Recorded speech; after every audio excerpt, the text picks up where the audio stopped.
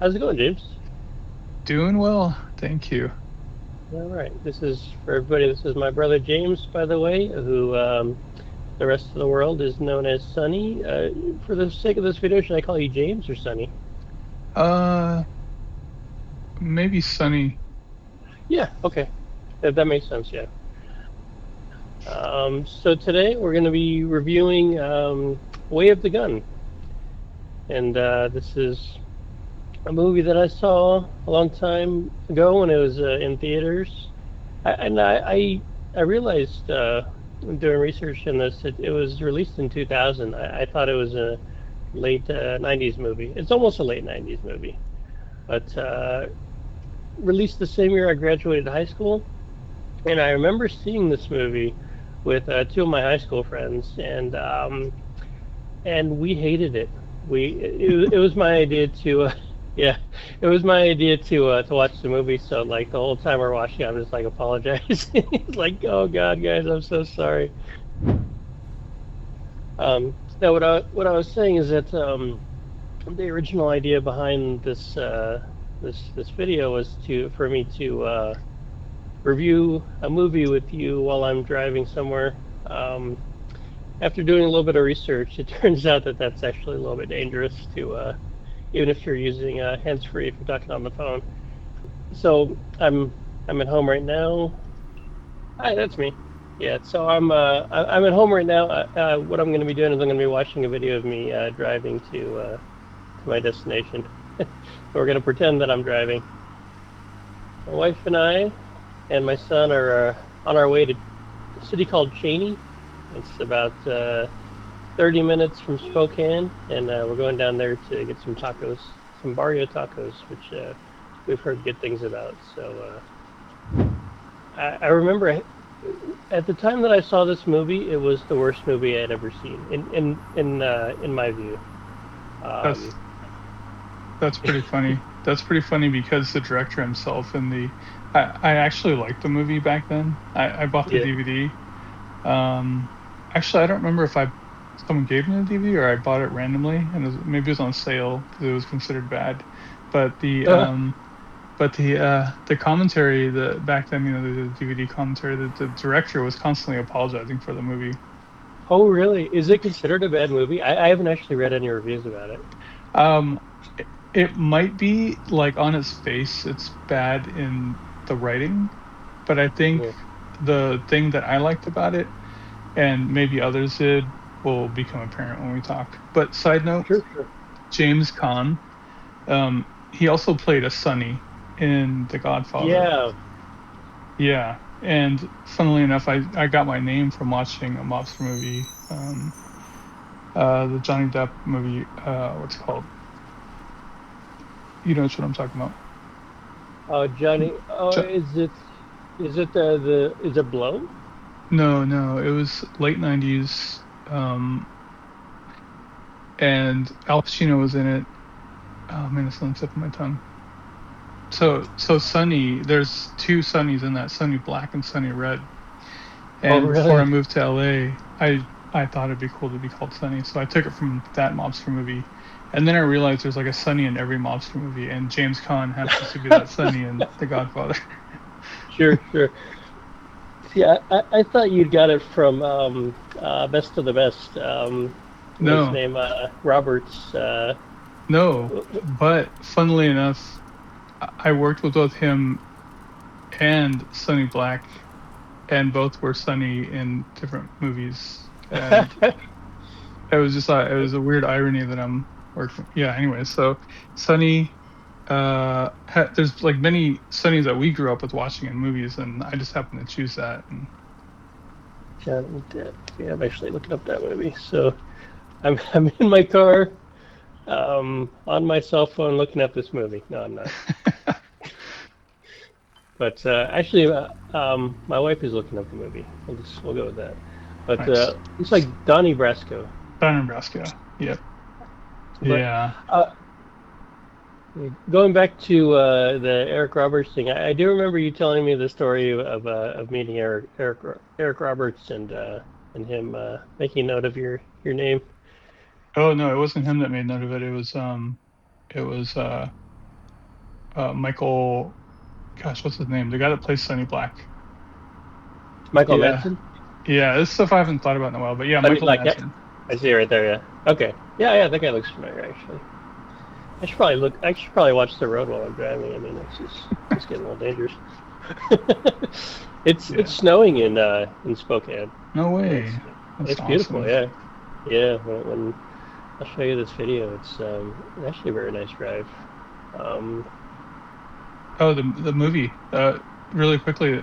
Yeah, I mean not really quickly. Like it's just starting off. The one thing, the things that stood out to me this time were right off the bat, like the typewriter font and the simple drums. They kind of had like a LA Noir or uh like LA Confidential, I think. It kind of had those vibes, but it's clearly like it had like a Western, like modern day Western vibe, and those aesthetics are nice. They stick out. okay. The aesthetics are they seem very intentional. So things like that, I think that there's a lot of things like that that kind of add up more in a subdued way that make the movie good. Yeah. One thing that I didn't note the first time I saw it. It's a very bright movie. Like most of it's in the daytime, and I think they're either in Arizona or New Mexico. But I don't remember it being so bright. But there's a small stretch where it's nighttime, but for the most part, it's just like Yeah, everything's happening in the daylight. Yeah, could yeah, be those times, especially back then shooting film, especially with that film, like it wasn't as sensitive, so it didn't pick up light as well. But it's just been easier to shoot in light. I mean, it starts with yeah, night scenes, but they're pretty brightly lit. yeah. Is it just cheaper to shoot in the daytime? Is that why? It Is that what? depends. It depends because yeah, it's cheaper to shoot, but it could look terrible. So you have to do a lot of light modifying to make it look decent. At night, it's obviously harder because you got to get a lot of light. Um, Nowadays, it's not Yeah. as hard because the cameras are so sensitive. But Yeah. So before we go into depth with this review, I do want to go over let's give kind of like a synopsis, a little bit of background information about the movie. So this is The Way of the Gun, released in 2000. Like I said, the same year I graduated high school. Written and directed by Christopher McQuarrie. I hope I'm saying his name right. This was his directorial debut. He said he said he spent a lot of time apologizing for the movie in the director's commentary. Um, I don't think it warrants an apology, uh, but he also wrote The Usual Suspects. He has a lot of writing credits, and The Usual Suspects is one that stands out to me because it's considered a classic movie that I love. Mission Impossible movies. He's done several of those, including Dead Reckoning, which I absolutely loved, and The Final Reckoning, which I have not seen yet, and also Jack Reacher, the Tom Cruise version. I think Tom Cruise maybe just keeps Mr. McQuarrie in his back pocket to write and direct his stuff. But so that's some of the highlights that he has to his name. Good writer of movies. Seems like a fairly good director of movies. A lot of big names, actors attached to this movie. Ryan Phillippe and Benicio del Toro obviously stand out right away as the petty criminals turned kidnappers. Juliette Lewis plays Robin, who is a young surrogate mother who is carrying the son of a mafia boss. Juliette Lewis, I've looked her up on IMDb. She has over 100 movies and TV shows that she's to her credit. yeah, I she was haven't seen everywhere many back of them. then. Yeah, I haven't. Looking through it, I haven't seen most of those, and I think they're just not my kind of movie. But she definitely looks familiar. Like I don't know where I know her from, but She was in she Dust Till Dawn, so ironically, it's like a similar vibe, like a heist yeah, gone wrong kind of thing. Her father, Jeffrey Lewis, is also in this movie. I did not know that they were father and daughter when I was watching this movie, but he's another one of those actors. And I'm like, yes, yes, that guy looks familiar. I don't know what I've seen him in, but I was kind of disappointed that he didn't get to, you know, uh, go off on people. It looked like he was gonna tear some stuff up.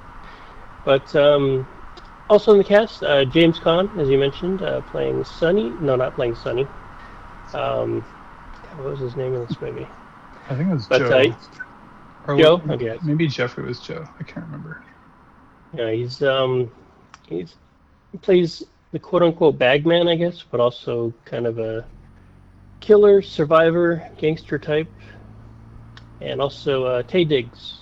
Tay Diggs is also on the antagonist team. Is one of the people, is one of the bodyguards protecting Juliette Lewis's character. Apparently, doing a very bad job of it. The bodyguard, not the acting.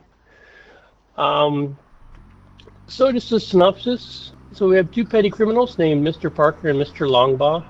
By the way, the whole time I watched this movie, I did not note either one of their names. I don't know if they said them very much, but anyway, Mr. Parker and Mr. Longbaugh. That's Ryan Phillippe and Benicio del Toro, respectively. Stumble upon what they believe to be the opportunity of a lifetime when they hear that a young surrogate mother with a wealthy benefactor makes regular visits to the very fertility clinic in which that's Mr. Parker and Mr. Longbaugh, are currently selling their sperm. Now, there's a kind of a lengthy scene where they're being interviewed as sperm donors, and I don't think it ever concludes whether or not they're actually successful in you know I think they leave. in I think they hear what they're gonna do, and then they leave. Sounds like. yeah. I'll say that the guy interviewing them definitely didn't sound interested in having them as donors for good reason.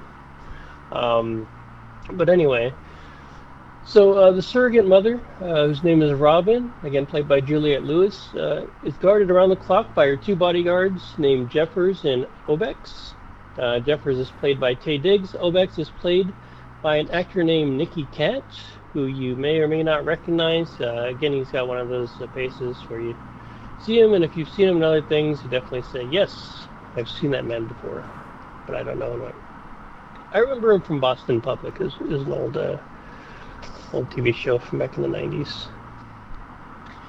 Anyway, back to the story. So the two petty criminals, this is Parker Longbaugh, ambush Robin's bodyguards and kidnap Robin. Kidnap Robin, the surrogate mother, who is herself at that very same time trying to escape the captivity of her bodyguards, who are doing more than just protecting her, also trying to keep her from escaping. After the ambush and the shootout and the escape, the trio, the gangsters and also Robin, escape to the gas station where Robin starts having contractions due to the intense stress that she's under, presumably. Parker and Longbaugh put in an emergency call to her physician, who, spoiler alert, turns out to be the father of the child.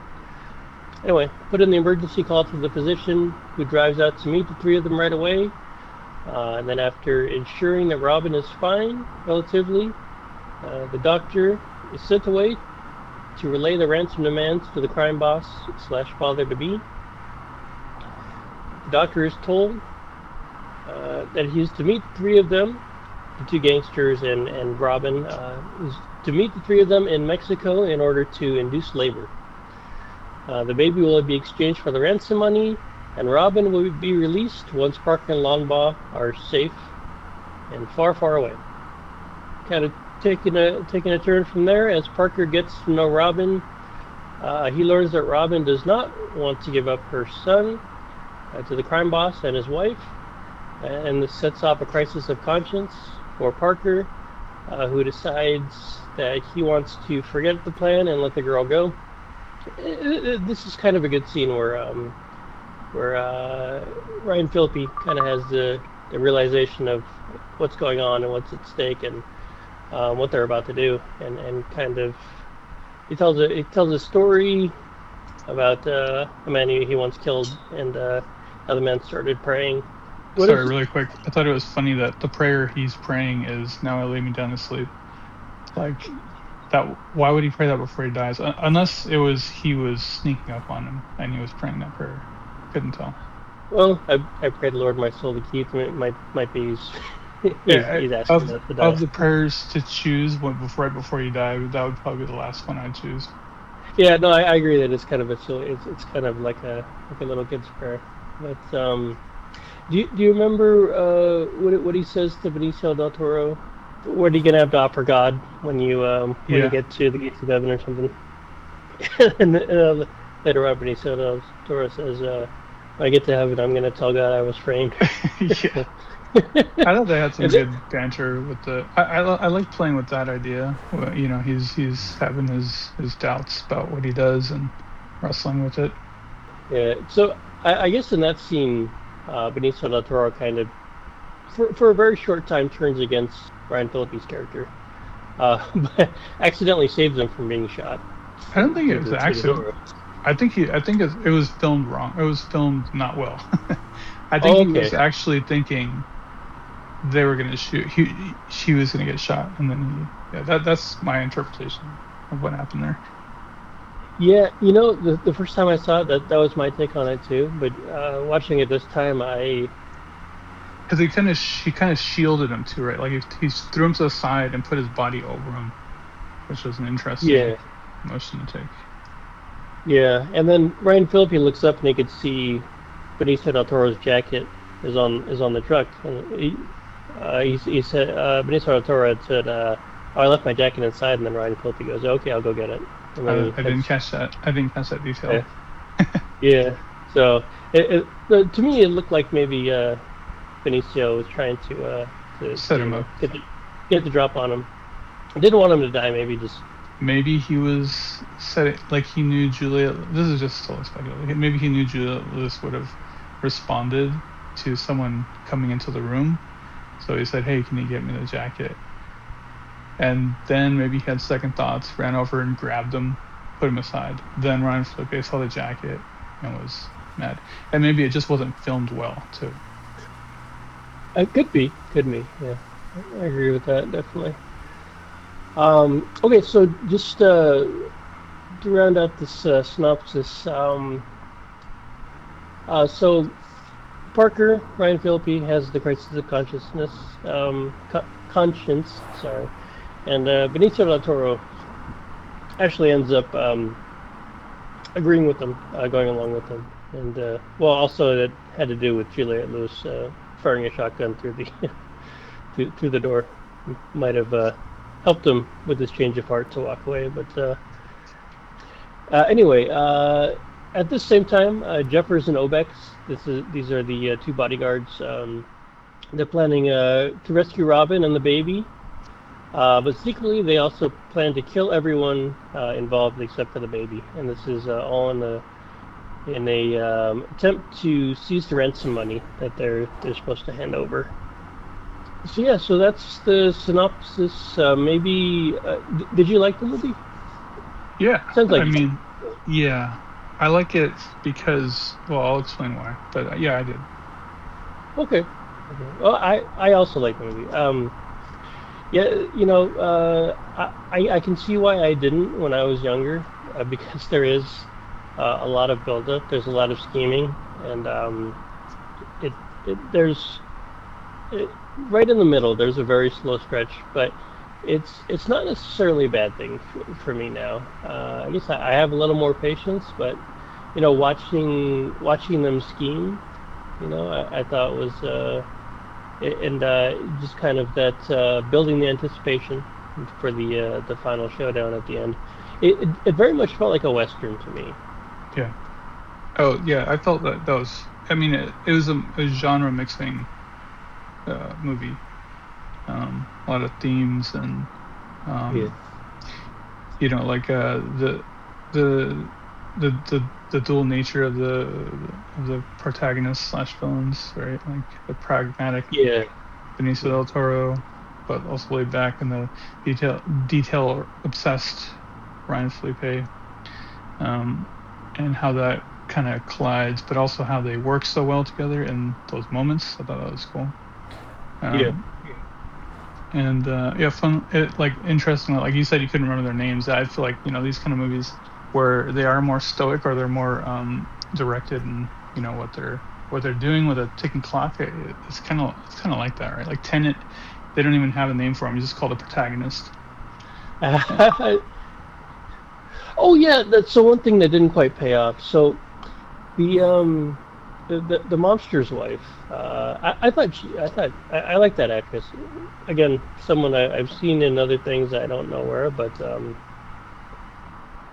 she's just kind of walking around. You can see that she's observing everything, and she picks up a lot of stuff that people kind of like forget about her. So she picks up a lot of side conversations. I guess there was one in particular where Obex and Jeffers are talking in the kitchen, and she happens to be walking up the stairs at that point, and that's the time where they, I think that's the time where they hatch their plan where they're going to kill everybody and keep the money, and Yeah, I like that she was just kind of sneaking around and well, the thing is it didn't really pay off in the end. She didn't do anything, and she got it, it, pregnant.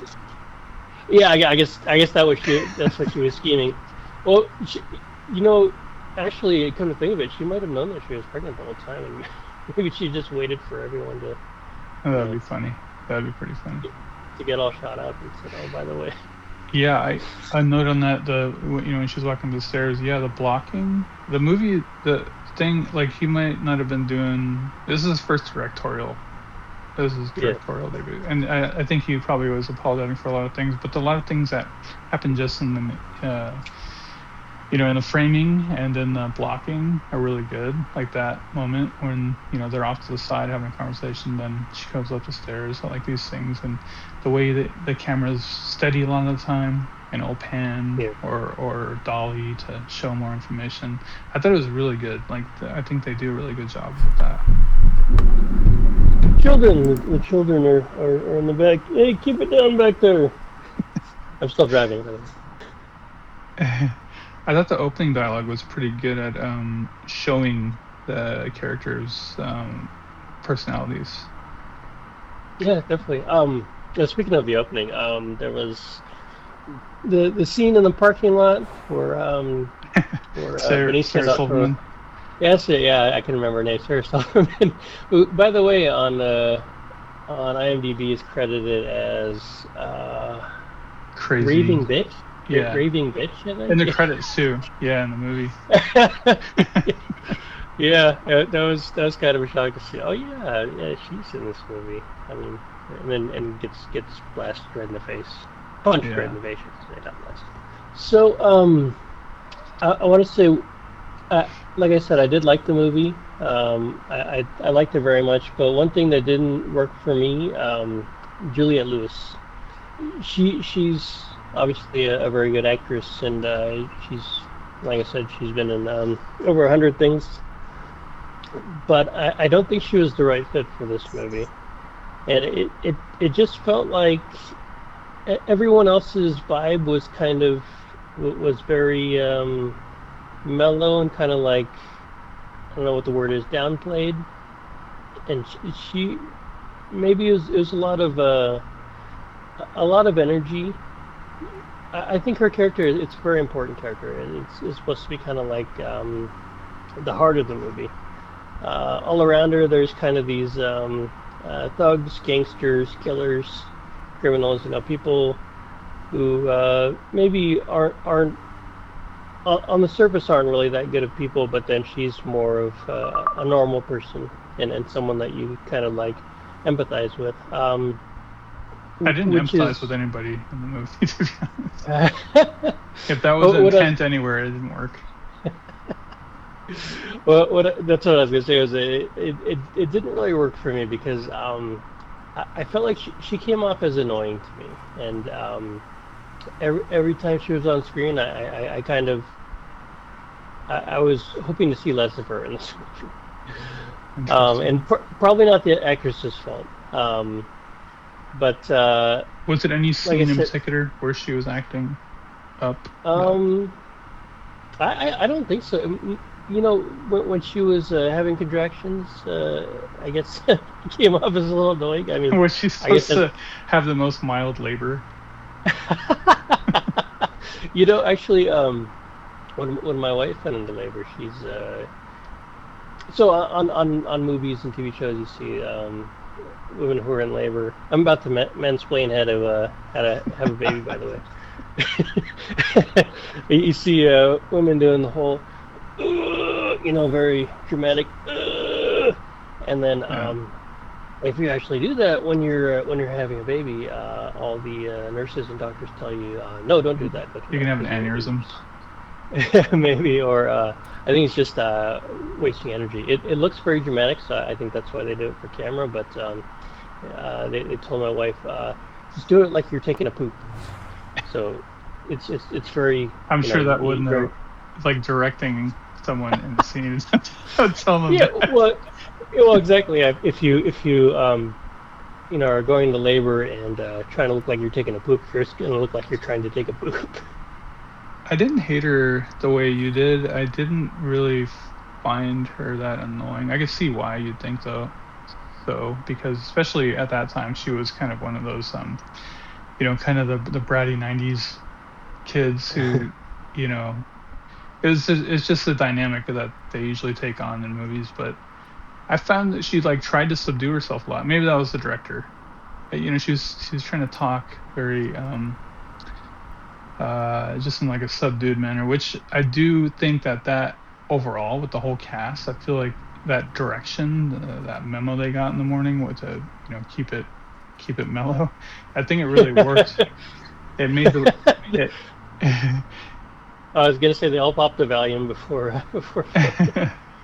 But so one of the things that makes the movie good is that there's a lot of stars, but they're not really doing star things. So the one that is really doing it is Benicio del Toro, but that is kind of the way he acts as a star. So it let him Yeah. shine because he's this cool character, and that his character is actually that. So every time they'd focus in on him, all the subdued surrounding kind of made him more weighty. So it makes it more fun to take that information in as visually, and Yeah. yeah, I just But feel like he kind of nailed it. Like he was just being himself, but I think the directing is whatever he's apologizing for, all those things add up to it being a Benicio del Toro film, and I thought that was a good thing because Benicio del Toro is always someone who you think is really cool in movies, but he's always very just like a side character. Or okay. Well, I think I've said everything I have to say about this movie. How about you? I Anything else you want to add? yeah, there was a few things, but I'll just say, so I do find it interesting that Ryan Felipe has that crisis of conscience, which is expected. His type of character is going to lead to that, right? Like his detailed Yeah. thinking is going to result in that. This is what I think that was the point of that. And when they've when they turn a leaf, so to speak, and they end up going to Mexico, and maybe not fully turned, but like they're trying to figure out what to do. um there's a lot of like, and I understand they're in Mexico, but there's a lot of like crucifixes, and at one point Juliette Lewis comes around the corner and there's like a picture of Jesus on the wall. And I feel like it's like, you know uh maybe there's some things that are kind of silly in the fact that it is a baby giving birth, new life, showing God imagery. That's kind of maybe a trope almost, or it's like a device that you could use Yeah. to get people thinking in subconscious ways. But it's interesting that it's happening with this character with their crisis of conscience. And I don't know if they fully got to where they wanted to, or maybe the director didn't do it well enough and he meant to. But I just thought it was an interesting part because while they're at the Mexican hotel, there's crucifixes in the room, and then there's a crucifix in the cafe that they go to, and they're kind of talking existentially, right? Yeah. Benicio del Toro and Khan are talking about what it is to be who they are before they depart and go about their business, which is attempting to kill each other, but they're having those moments, right? And then he and Ryan Felipe's character is having that crisis, and then they're, we should go, let's just let it all go, and then everything kind of boils over, and then they end up in Mexico. Same imagery, you kind of see a little bit of it anyway. When she comes around the corner, there must have been an intention to put that image of Jesus, because it's kind of sitting, it's Yeah. floating on the door, her giving birth as she's passing that. It's obviously like an illusion. Yeah. I find those things interesting, because one of the things I was thinking about with like Empire Strikes Back, Lord of the Rings, why are these movies so timeless, and where are directors always trying to get to where they get to that kind of thing where it just sticks with you? And one of those things is temptation. So Luke is tempted, right? And it's a real temptation, and obviously Lord of the Rings is about this temptation, right? And so this temptation here is all about money, right? And this baby might be worth $1 bazillion, but it's a real baby, and let her keep it. They're trying to, they have this moment where they're dying, where they're on the ground writhing in pain. They're like, let her keep it. So there's that mixing that crisis of conscience with these really tempting motivations for, again, it probably landed a little flat, but I think that's Sure. where he was trying to land with that. Yeah. It, and they did go after the money at the end, just because the money was just sitting there. Yeah, Yeah. an obvious trap. I like what Ryan Phillippe said. He says, a plan is just a list of things that are never going to happen." We'll continue with the phone conversation, but let's wrap up just for the video. Okay. So, thank you, Sonny, for joining me on this. This was a lot of fun, That was and fun. looking forward to doing this again very soon. Thank you all for watching. Please like this video if you enjoyed, and if you want more content like this, please consider becoming a subscriber. Thank you very much. Until next time, take care. By the way, by this time, me and my wife and my son have not only arrived at the taco place, but we've ordered our tacos, picked up our tacos, ate our tacos, drove all the way home, and we're now napping uh, on the couch. So So the drive ended a long time ago. That's what you're saying. yeah. Okay. Got it. All right. uh, I can act like I got lost somewhere and just play it in reverse, and then why are you driving in reverse? Oh, made sense at the time.